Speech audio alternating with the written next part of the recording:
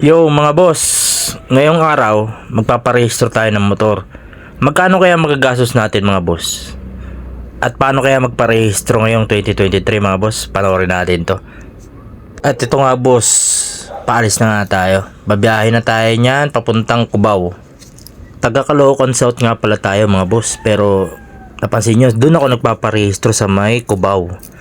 Sa may 20 Avenue yung LTO na pinupuntahan ko. Tapos yung emission ko, ito RLD emission sa may Diliman, Quezon City mga boss. Yan, RLD. Mabilis kasi dyan mga boss.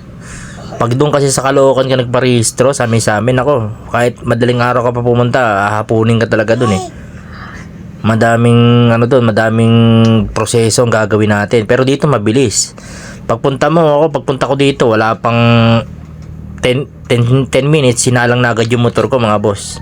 Ayan, habang nagbibideo ako nito, yung motor natin.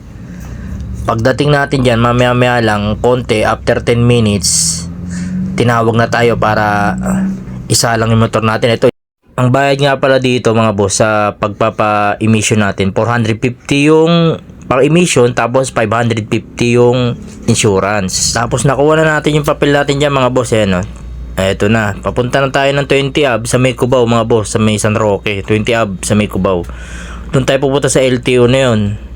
Ngayon kasi pag dito ka nagpa-emission mga boss, yan, dito ka nagpa-emission sa may LTO mismo, ang bayad dito kasi 700. Medyo mas mahal yan. Dito yan sa Land Transportation Office, Quezon City Extension Office, 173 20 Ab San Roque, Cubao City. Cubao City, Quezon City pala.